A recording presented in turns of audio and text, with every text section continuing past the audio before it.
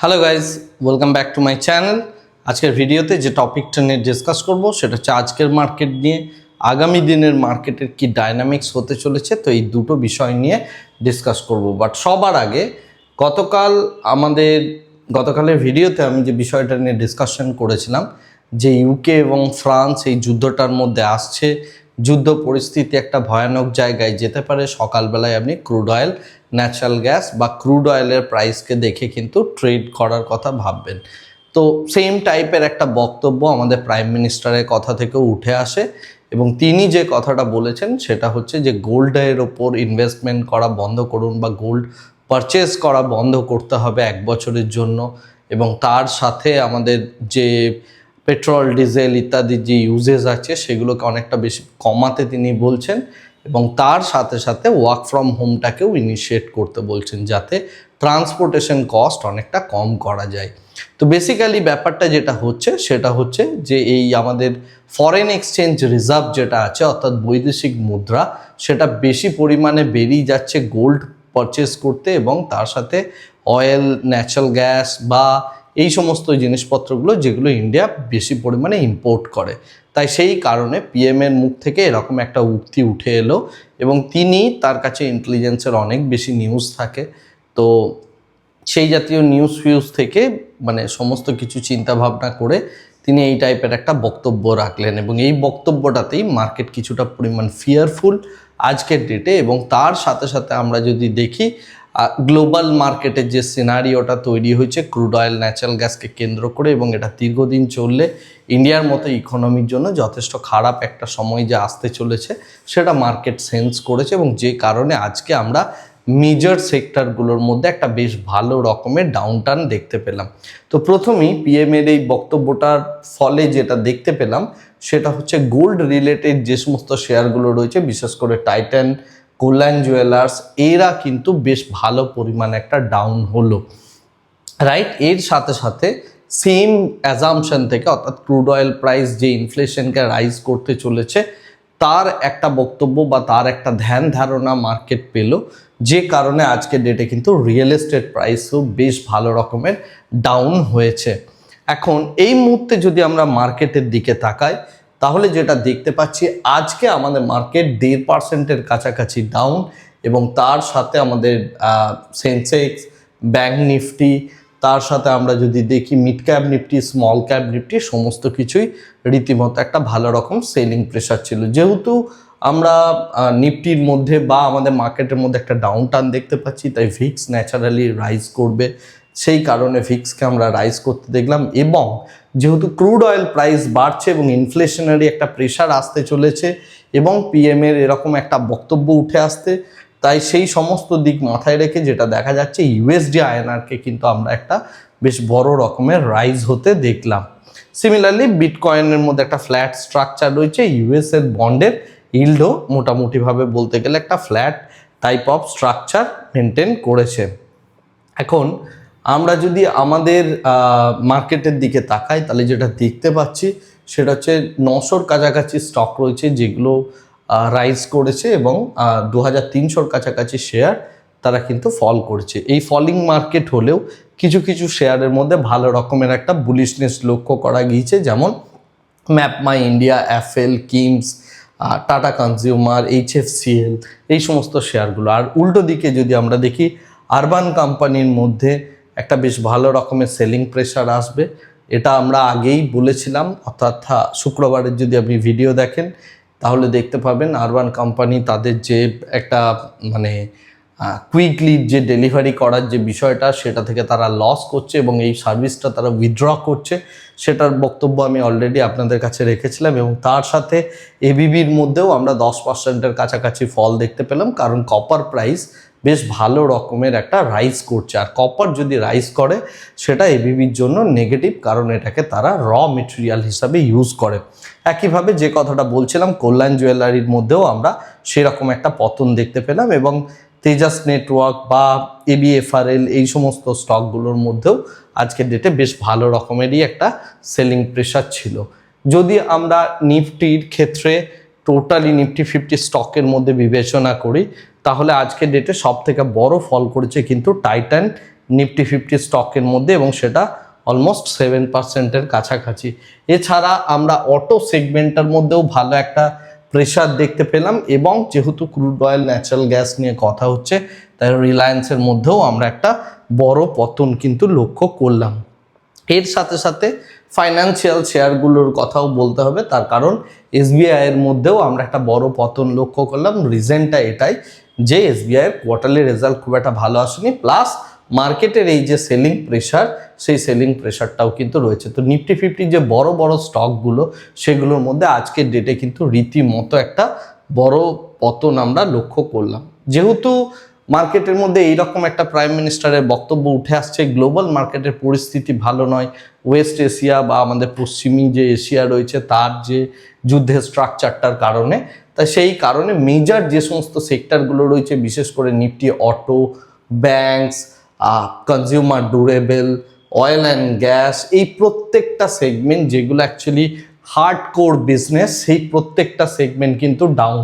Nifty realty, PSU bank, সমস্ত কিছু যেগুলো কোর বিজনেসের পার্ট থাকে ইকোনমির জন্য, বিশেষ করে ইন্ডিয়ান ইকোনমির জন্য, সেই প্রত্যেকটাই কিন্তু ড্রাস্টিক্যালি আজকের ডেটে ডাউন আমরা লক্ষ্য করলাম।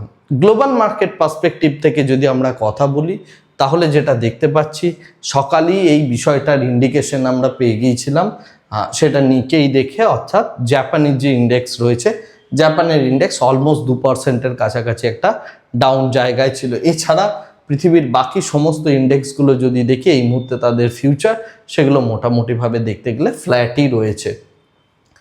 যেহেতু কমোডিটি রিলেটেড কথা হচ্ছে, বা পুরো মার্কেটটাই এখন গ্লোবাল যে পলিটিক্যাল ডায়নামিক্স, অর্থাৎ জিওপলিটিক্যাল যে ডায়নামিক্স, এবং তার সাথে মেটাল এবং অয়েল প্রাইস যেভাবে ফ্ল্যাকচুয়েট করছে, তাই সেই রকমভাবেই মার্কেটের আমরা একটা বিহেভিয়ার লক্ষ্য করছি। তো সেই সেন্সে দেখতে গেলে ব্রেন্ট ক্রুড অয়েল এবং WTI ক্রুড অয়েল দুটোই মোটামুটি 100-র কাছাকাছি জায়গায় ট্রেড করছে, এবং ন্যাচারাল গ্যাস প্রাইসও 4%-এর কাছাকাছি বাড়লো, যদিও মর্নিং সেশনের দিকে এইগুলোর পরিমাণ আরও অনেকটা বেশি ছিল। এবং আমরা সিলভার প্রাইসকেও বাড়তে দেখছি। কপার, যে কথাটা বলছিলাম, যে কারণে এবিবির মধ্যে পতন লক্ষ্য করলাম, কপার প্রাইসের মধ্যে বেশ ভালো রকম বেড়েছে, এবং অ্যালুমিনিয়াম প্রাইসও বাড়ছে। সুতরাং বেস মেটাল এবং তার সাথে আমাদের যে অয়েল প্রাইস, সেইগুলো প্রত্যেকটা বাড়ছে। এই সমস্ত কিছু কিন্তু ভয়ানক রকম একটা ইনফ্লেশনারি প্রেশার আনতে পারে, যে কারণে যেটা মার্কেট সেন্স করছে, এবং যে কারণে রিয়েলিটি সেক্টরের মধ্যে আমরা এত বড় একটা পতন আজকের ডেটে লক্ষ্য করলাম। এরপরে আমি নিফটির ওপেন ইন্টারেস্ট পার্সপেক্টিভ থেকে কথা বলবো। গতকাল যে জিনিসটা হয়েছিল, এই বিষয়টা যদি আপনারা একটু ভালো করে বোঝেন, তাহলে এই টাইপের সিনারিওগুলো বুঝতে পারবেন। যদি আপনি গতকালের আমার ভিডিও এবং আজকের ভিডিও দুটোকে কোরিলেট করেন, বিশেষ করে এই নিফটি 50 যে আমি ওপেন ইন্টারেস্টটা দেখাচ্ছি, তাহলে আপনি এখান থেকে একটা খুব সুন্দর ক্র্যাকস পেয়ে যাবেন যে মার্কেটের বিহেভিয়ারটা কি হয়, বা বড় প্লেয়ারদের বিহেভিয়ারটা কি হয়। গতকাল আমরা যে জায়গাটা দেখেছিলাম, সেটা হচ্ছে 24,000-এর কাছাকাছি বড় একটা পুট রাইটিং, রাইট, এবং তার সাথে কল রাইটিং খুব কম ছিল। তো সুতরাং 24,000-এর কাছে বড় প্লেয়ারদের একটা এই জায়গাতে সাপোর্ট রাখার কথা ছিল, রাইট। কিন্তু মার্কেট যখন একটা গ্যাপ ডাউন ওপেন দিয়ে নিচেই ফল করলো, তারপরে দেখবেন বড় প্লেয়ারদের যেহেতু লস আসছে, তারা 24,000 অবধি মার্কেটটাকে কিন্তু একটা টেনে উপরে তোলার চেষ্টা করবেই করবে। এটা হচ্ছে মার্কেটের প্যাটার্ন। কেন এই জিনিসটা হয়, তার কারণ হচ্ছে যে বড় প্লেয়াররা তাদের লসটাকে কখনোই ওইভাবে ক্যারি করবে না। তাই তারা, যদি আপনি দেখেন আজকে সকাল থেকে মার্কেট ডাউন ট্রেন্ড, তলার দিকে এলো, মার্কেট একদম উপরে উঠলো, 24,000-এর কাছ অবধি গেল। কেন এই জিনিসটা হলো, তার কারণ 24,000-এর কাছে যখন যাচ্ছিল, সেই মুহূর্তে প্রচুর পরিমাণে লোকজন, অর্থাৎ অপশনে যারা নেকেডে প্লে করে, তারা কি করবে, কল বাইং করবে, আর সেই কলটাকে এখানে রাইট করা হয়েছে, রাইট। এইভাবে স্মার্ট মানি অ্যাকচুয়ালি প্লে করে। আপনি যদি ডেটার স্ট্রাকচার দেখেন এবং স্মার্ট মানি প্লেটাকে বুঝতে পারেন, তাহলে আপনি অনেকখানি গেমটা বুঝে যাবেন। তো যারা নেকেড কল বায়ার, তারা এখানে যখন বাই করছে, স্মার্ট মানি এই পজিশনটা বানায়, অর্থাৎ তারা তখন সেল করে যাচ্ছে। তারপরে যখন 24,000-এর কাছে এলো, তাদের যে পজিশনগুলো ছিল পুট রাইটিং সেগুলো তারা অলরেডি কিছুটা ওয়াইন্ড আপ করে দিয়েছে, পরবর্তীকালে আরও পরিমাণ তারা ওয়াইন্ড আপ করে দিল। তার কারণ হচ্ছে প্রাইস, তার যে স্ট্রাইক প্রাইস তার কাছাকাছি জায়গায় চলে এসছে এবং তার যে লসটা সেটা কভার করার জন্য তার কল রাইটিং হয়ে গিয়েছে এবং সেই কারণে আপনি দেখবেন 24,000 থেকে মার্কেট আবার ড্রাস্টিক্যালি 200 পয়েন্ট নিচে তাত্তর করে ফল করলো। তো এই বিষয়গুলো আপনি কিন্তু লাইভ মার্কেটে বসে রিয়েলাইজ করতে পারেন যদি আপনার কাছে এই ওপেন ইন্টারেস্টের ডিপ লেভেল অফ নলেজ থাকে এবং মার্কেটের স্ট্রাকচারটা কিভাবে প্লে হচ্ছে সেটা যদি আপনি বুঝতে পারেন। আশা করি এই বিষয়টা যদি আপনি বুঝে গিয়ে থাকেন তাহলে আপনি এই সিনারিওটা যখন চেঞ্জ হচ্ছে সেই সময়গুলো আপনি রিয়্যাক্ট করতে পারবেন এবং আপনি ভালো একটা পয়সা বানাতে পারবেন আগামী দিনে। এনিওয়ে, তো আজকের যে ওপেন ইন্টারেস্টের চার্ট, আগামীকাল হচ্ছে আমাদের এক্সপায়ারি রয়েছে এবং সেই এক্সপায়ারির জন্য আমরা যেটা দেখতে পাচ্ছি 24,000 আমাদের কাছে বেশ বড় রকমের একটা রেজিস্ট্যান্স তৈরি হয়ে গিয়েছে আর নিচের দিকে 23,500 একটা মিডিয়াম কাইন্ড অফ সাপোর্ট। এই জায়গাগুলোর মধ্যে ভালোই সাপোর্ট রয়েছে, এখনও কোনো রকম এখানে কল রাইটাররা আসেনি। তো আগামীকাল এই 24,000 থেকে এই 23,500-র মধ্যে মার্কেটে থাকা উচিত। মার্কেট যদি 24,000 ক্রস করে, খুব আমার যেটা ধারণা এটা এই রেঞ্জের মধ্যেই একটা এক্সপায়ারি দেওয়া উচিত। তো খুব টাইট একটা সিনারিও হওয়া উচিত বা ভোলাটাইল হলেও এই রেঞ্জের মধ্যেই এক্সপায়ারিটা হয়ে যাওয়া উচিত। যদি মার্কেট কোনো কারণে 24,000 ক্রস করে, ডোনাল্ড ট্রাম্প যদি কোনো পজিটিভ নিউজ দেন, পি স্টক হয়ে যাচ্ছে বা ইত্যাদি ইত্যাদি, তাহলেও মার্কেট একটু পিছিয়ে এসে তারপরে আপসাইড যাবে। কারণ আজকে যে সিনারিওটা হয়েছে তার রিভার্স সিনারিও আগামীকাল কিন্তু প্লে হওয়ার চান্সেস যথেষ্ট বেশি। এনিওয়ে, এরপরে আমি আসছি আজকের মার্কেটের জন্য যে সমস্ত ইম্পর্টেন্ট নিউজগুলো রয়েছে বা আগামীকালের জন্য যে নিউজগুলো রয়েছে সেগুলো। প্রথম কথা হচ্ছে যে ডোনাল্ড ট্রাম্প ইরানের যে পি স্টক, সেই পি স্টকের যে কাউন্টার প্রপোজাল ইরান পাঠিয়েছিল সেটাকে তিনি সম্পূর্ণভাবে রিজেক্ট করেছেন। তিনি রিজেক্ট করেছেন এবং মার্কেট এই মুহূর্তে কোনো রকম হোপ দেখতে পাচ্ছে না, যে কারণেই আমরা ক্রুড অয়েল প্রাইস বাড়তে দেখলাম, জাপানে মার্কেট ফল করতে দেখলাম, মর্নিং সেশনে আমাদের এশিয়ান মার্কেটের মধ্যে অর্থাৎ আমাদের মার্কেটের মধ্যেও ভালো রকম একটা প্রেশার আমরা রিয়েলাইজ করলাম। সেকেন্ড যে বিষয়টা ইম্পর্টেন্ট, আমাদের গভর্নমেন্ট ফার্টিলাইজারের মধ্যে একটা বড় রকমের সাবসিডি দিচ্ছে। এখানে একটা মস্ত বড় গেম প্লে হচ্ছে যেটা আমাদের প্রত্যেকের অলক্ষ্যে চলছে। সেটা হচ্ছে গভর্নমেন্ট কন্টিনিউয়াসলি প্রচুর পরিমাণে সাবসিডি দিয়ে যাচ্ছে ফার্টিলাইজারের মধ্যে যাতে করে কৃষকরা টিকে থাকে। এবং এই যে ওয়েস্ট এশিয়ার যে ক্রাইসিস অর্থাৎ এই যে যুদ্ধটা চলছে, এর ফলে প্রচুর পরিমাণে গ্যাস বা কেমিক্যালস যেগুলো ফার্টিলাইজারের জন্য হিউজলি লাগে এবং তার সাথে প্রচুর ফার্টিলাইজার আমাদের মিডল ইস্ট থেকে আসে, ইম্পোর্ট করি আমরা। তো সেই সমস্ত কিছু বন্ধ হয়ে যাওয়ায় মানে ফার্টিলাইজার প্রাইস যাতে হাইক না হয় তার জন্য গভর্নমেন্ট সাবসিডি কন্টিনিউয়াসলি বাড়িয়ে যাচ্ছে। তো আগামী দিনে কিন্তু এই সাবসিডিটা গভর্নমেন্ট যদি উইথড্র করে তাহলে কিন্তু হিউজ লেভেলে ফুড ইনফ্লেশন আসতে চলেছে। তো সেই ফুড ইনফ্লেশন যাতে না আসে সেই কারণে গভর্নমেন্ট এই জিনিসটা করছে। গভর্নমেন্ট এই ওয়েস্ট এশিয়া ক্রাইসিসে যে হেল্পটা করছে ইন্ডিয়ার প্রত্যেকটা সাধারণ মানুষকে, সেটা আমরা হয়তো রিয়েলাইজ করতে পারছি না। আপনি অন্য বিভিন্ন দেশের সাথে যদি কম্পেয়ার করেন তাহলে বিষয়টা বুঝতে পারবেন। ইন্ডিয়ান গভর্নমেন্ট সামনে ভোটই থাকুক আর যাই থাকুক না কেন, এই মুহূর্তে হিউজ পরিমাণ টাকা, একদম জলের মতো টাকা তারা খরচা করছে কেবলমাত্র সাবসিডিতে। সেটা রান্নার গ্যাস থেকে, পেট্রোল ডিজেল থেকে শুরু করে আপনার ফার্টিলাইজার, এই সমস্ত জায়গাগুলোই গভর্নমেন্টের এটা এক্সপেকটেশন যে আগামী 1 বছরের মধ্যে বিষয়টা হয়তো ঠিকঠাক জায়গায় চলে আসবে এবং এই 1 বছরের মধ্যে আরও ইম্পর্টেন্ট কিছু ইলেকশন রয়েছে। তাই সেই কারণে গভর্নমেন্ট না চাইতেও কিন্তু প্রাইস হাইক করতে পারছেন না। পিএম বারে আবেদন করছেন যে আপনারা এইটা করুন, ওটা করুন, সেটা করুন, যাতে কিছুটা আমি কনজামশন কমাতে পারি, আমি যে সাবসিডিটা দিচ্ছি তার বার্ডেনটা যাতে কমতে পারে, রাইট? তো সেই জন্যই এই বিষয়টা করা হয়েছে। আগামী দিনে কিন্তু এই বিষয়টা মানে ইলেকশন মিটে যাওয়ার পর অ্যাকচুয়ালি এখানে একটা হিউজ প্রাইস হাইক হওয়ার প্রবাবিলিটি কিন্তু অলরেডি মার্কেটের মধ্যে তৈরি হয়ে গেছে। তো আগামী 10 দিন, 15 দিন, 20 দিনের মধ্যে যদি কোনো বড় রকমের কোনো হাইক হয়, প্রাইস হাইক হয়, সেটা পেট্রোল হতে পারে, ডিজেল হতে পারে, ফুড প্রাইস হতে পারে, ইনফ্লেশন যদি রাইজ করে, আমরা কেউই কিন্তু অবাক হব না। মার্কেট সেই বিষয়টাকে কিন্তু অলরেডি ফ্যাক্টর করা শুরু করে দিয়েছে।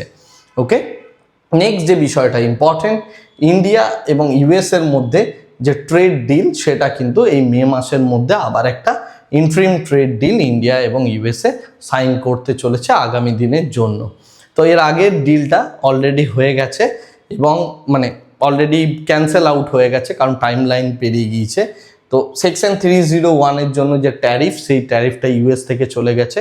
তো রিসেন্টলি ইন্ডিয়ার এগেনস্টে যে ট্যারিফটা চলছে 18%, ইন্ডিয়ার বক্তব্য এটাকে আর একটু কম করার কথা ইউএসের সাথে, সেই বিষয়ে নেগোসিয়েশন চলছে। দেখা যাক এর পরের ডিলটা কি আসে, সেই অনুযায়ী আমরা হয়তো ইউএসের সাথে বিজনেস আগামী দিনে করতে চলেছি। নেক্সট যে বিষয়টা ইম্পর্টেন্ট, সেটা হচ্ছে যে অয়েল কোম্পানিগুলোর মধ্যে ভীষণ পরিমাণ লস হচ্ছে এই ফুয়েল প্রাইসের যে ইন্টারন্যাশনালি যে হাইক হয়েছে সেটার কারণে। যেহেতু এখানে ফুয়েলের যে সমস্ত কোম্পানিগুলো রয়েছে, আইওসি থেকে শুরু করে আমার ইন্ডিয়ান অয়েল কর্পোরেশন, এইচপিসিএল, এদের প্রত্যেককে, যারা পেট্রোল পাম্প অ্যাকচুয়ালি চালায়, তাদের প্রত্যেককে কিন্তু পার লিটারে 10 টাকা 15 টাকা করে নিজেদেরকে লস বেয়ার করতে হচ্ছে, কারণ গভর্নমেন্ট এটাই আপাতত তাদেরকে ডাইরেক্টিভস দিয়েছে। তো সেই সেন্সে দেখতে গেলে তাদের কিন্তু একটা ম্যাসিভ লস হওয়ার জায়গা তৈরি হয়েছে। সো নেক্সট কোয়ার্টারলি রেজাল্টে যদি এই টাইপের লসেস আসে, তাহলে সেটাতে আমি খুব একটা অবাক হব না, এবং তার জন্য অয়েল কোম্পানিগুলোর ওপর ভালো প্রেশার তৈরি হচ্ছে, যে কারণে আপনি আজকের ডেটে রিলায়েন্সকে 3.5%-এর কাছাকাছি ফল করতে দেখলেন। নেক্সট যে বিষয়টা ইম্পর্টেন্ট, এটা হচ্ছে গ্রোথ জন্য ইম্পর্টেন্ট, কারণ গ্রোথে আগামী দিনে $500 মিলিয়ন কাছাকাছি একটা ম্যাসিভ সেলিং প্রেশার আসতে চলেছে, এবং এই সেলিং প্রেশারটা আসছে পিকেএক্সভি, ওয়াই কম্বিনেটর এবং র্যাবিট ক্যাপিটাল, এই সমস্ত যে প্রাইভেট ইকুইটি ফার্মগুলো রয়েছে বা ভেঞ্চার ক্যাপিটালিস্ট ফার্মগুলো রয়েছে, তারা অ্যাকচুয়ালি 4.3% স্টেক আগামী দিনে সেল করতে চলেছে, এবং এই স্টেকটার জন্য তারা যে ভ্যালুটা ডিসাইড করেছে সেটা হচ্ছে 177 টাকা পার শেয়ার। কারেন্টলি গ্রোথ যে প্রাইস চলছে সেটা সম্ভবত 193 টাকা 70 পয়সা, এরকম একটা জায়গায় গ্রোর প্রাইস চলছে। তো তার থেকে অনেকটা পরিমাণ ডিসকাউন্টে তারা তাদের স্টেকটা সেল করতে চাইছে, এবং এটা একটা ব্লক ডিল হতে চলেছে, অর্থাৎ কোনো ইনস্টিটিউশনাল বায়ার এসে এই বিষয়টাকে কিনবে। তো তার জন্য অলরেডি বায়ার খোঁজার কাজটা শুরু করা হয়েছে। তো এই হচ্ছে টোটাল আজকের ডেটের নিউজ। আশা করি আপনি এই নিউজটা থেকে বুঝতে পারলেন যে মার্কেটের মধ্যে অলরেডি একটা প্রেশার তৈরি হয়েছে। বিভিন্ন রকম শেয়ারগুলো বা সেক্টরগুলো যেগুলো নিয়ে ডিসকাশন করলাম, সেগুলোর মধ্যে আগামী দিনে কিন্তু একটা স্লাইটলি প্রেশার থাকবে। আজকের ভিডিওটাকে আর এর থেকে বেশি দীর্ঘায়িত করছি না, ভিডিওটাকে এই জায়গাতেই স্টপ করছি। Thank you very much, bye bye, tata.